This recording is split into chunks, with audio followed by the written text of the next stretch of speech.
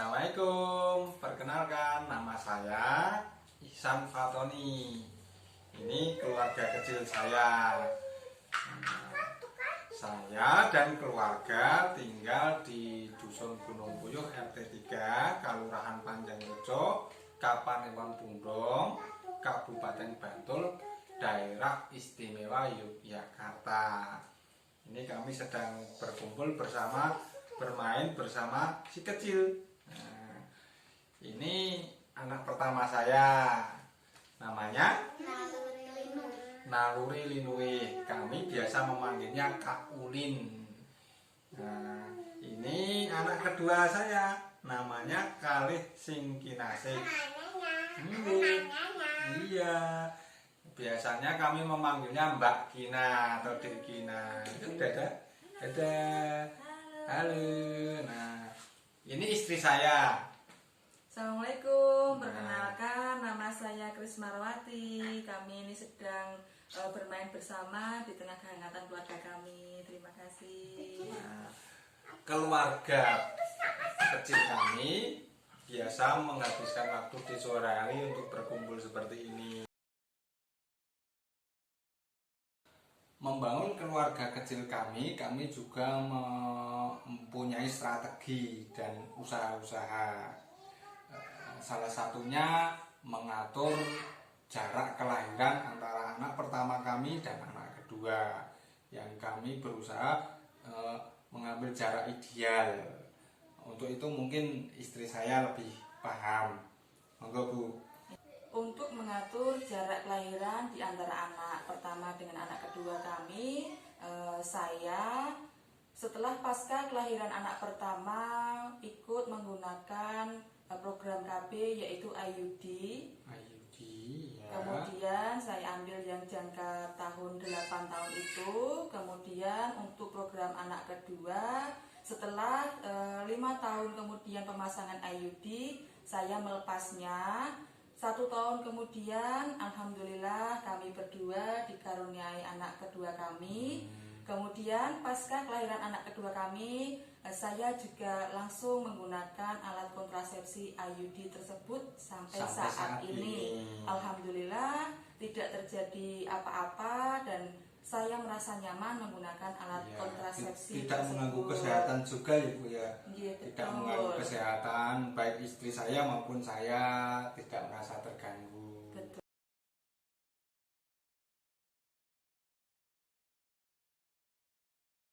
Di dalam keluarga kami mencoba menerapkan 8 fungsi keluarga tersebut. Misalnya dalam hal penerapan agama, kami keluarga muslim. Kami berusaha menjalankan ajaran-ajaran agama Islam secara baik dan benar. Dalam hal ini saya dan istri berusaha memberi teladan kepada anak-anak bagaimana menjalankan ajaran agama Islam yang benar. Kami sholat berjamaah, kami menjalankan puasa di bulan Ramadan dan ajaran-ajaran lain yang diajarkan di ajaran Islam.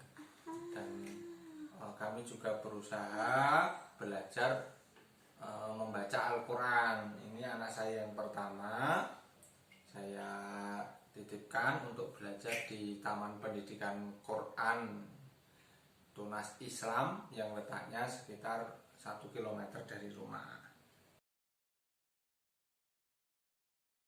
Kami juga berusaha memberikan kontribusi kepada masyarakat di Gunung Puyuh di sekitar kami.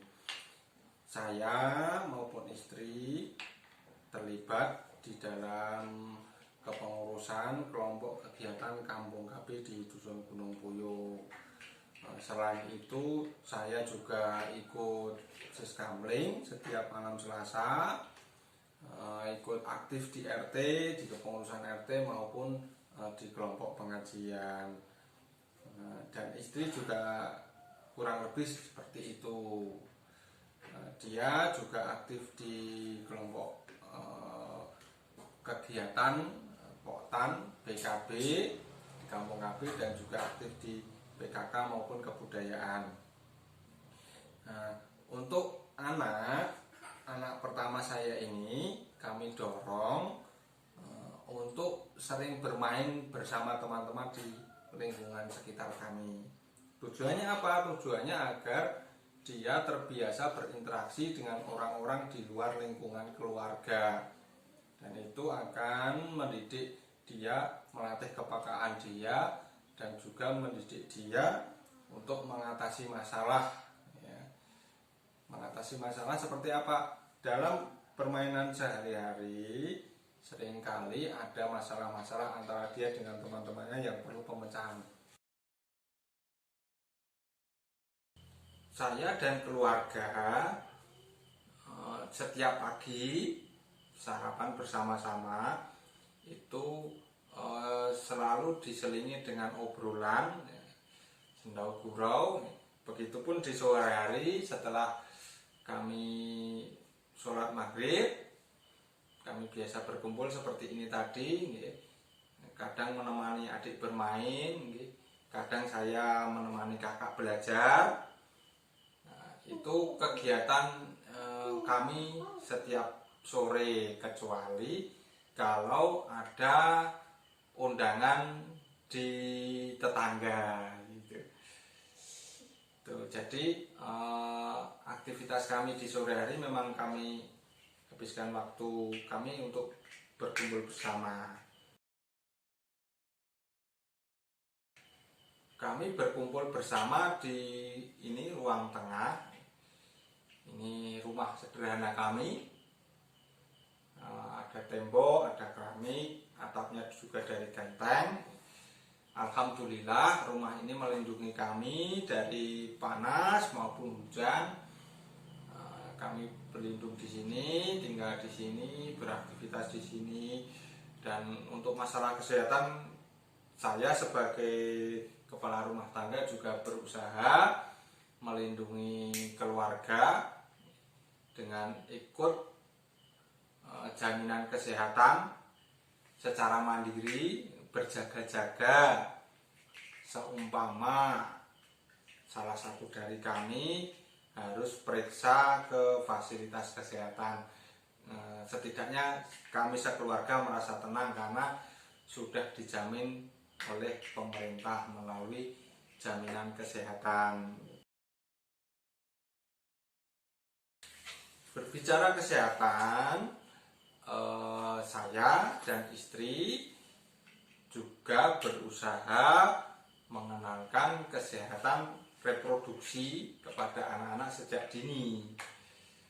Meskipun mungkin ada anggapan di masyarakat itu sesuatu yang tabu, tetapi kami berusaha mengkomunikasikannya dengan anak-anak kami tentang nama-nama bagian tubuh yang berkaitan dengan reproduksi.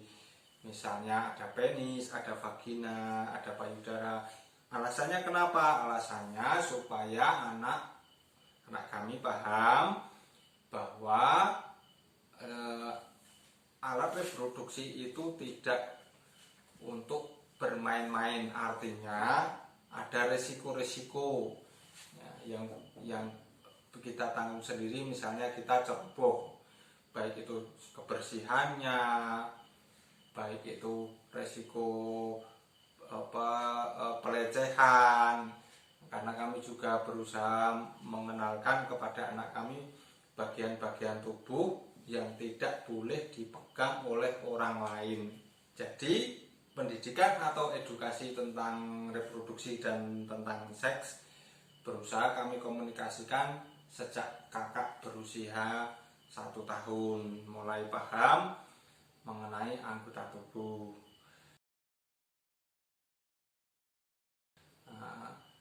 Pendidikan yang lain juga berusaha kami berikan yang terbaik untuk anak-anak kami, karena kami mempunyai tujuan membangun keluarga ini adalah untuk menciptakan anak-anak generasi tangguh, anak-anak yang tangguh, yang siap mandiri.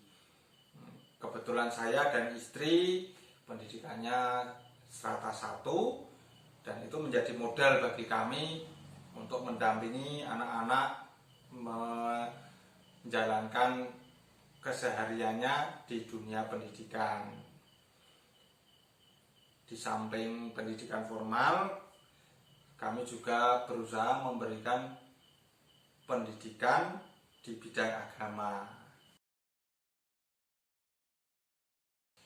Adapun keseharian saya punya keahlian montir sepeda motor.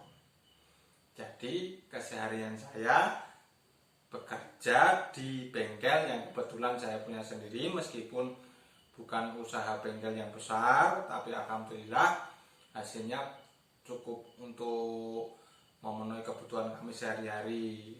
Di samping itu keseharian saya juga ke sawah karena saya hobi bertani, dan dari bertani itu alhamdulillah kami bisa mempunyai cadangan pangan. Kami tidak takut misal harga beras naik, kami sudah punya tabungan atau cadangan pangan. Untuk lingkungan di sekitar rumah, kami juga memanfaatkannya dengan menanam buah-buahan seperti kelengkeng, mangga, pisang. Itu selain menambah nilai ekonomi, kami juga memenuhi kebutuhan gizi keluarga dari buah-buahan tersebut. Kami juga menanam singkong, dan di belakang rumah kami juga menanam cabai, terong, kucai, untuk memenuhi kebutuhan kami sehari-hari.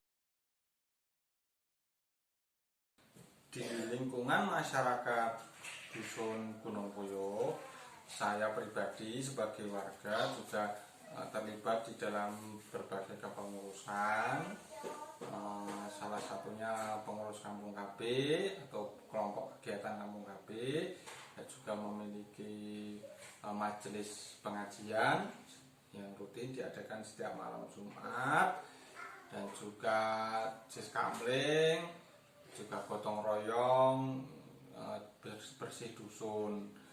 Dan ini istri saya juga aktif di lingkungan masyarakat Gunung Puyo. Monggo Bu. Ya, terima kasih. Jadi benar Bapak Ibu, di sini saya juga ikut andil dalam kegiatan Kampung KB Gunung Puyo, yaitu saya ikut menjadi pengurus di Poktan PKB. Kemudian di samping itu saya juga aktif di kegiatan PKK Dusun Gunung Puyo. Kemudian saya juga aktif mengajak anak kedua saya mengikuti kegiatan posyandu yang dilakukan di Dusun Gunung Puyo. Kemudian saya juga membantu anak-anak usia SD dan SMP di sekitar lingkungan rumah kami. Apalagi saat ini sedang sedang belajar secara daring, jadi banyak sekali kendala-kendala yang mereka hadapi kaitannya dengan teknologi yang digunakan untuk belajar secara daring, sehingga saya dengan senang hati mengajak mereka yang mengalami kesulitan untuk datang ke rumah kami ini untuk belajar bersama.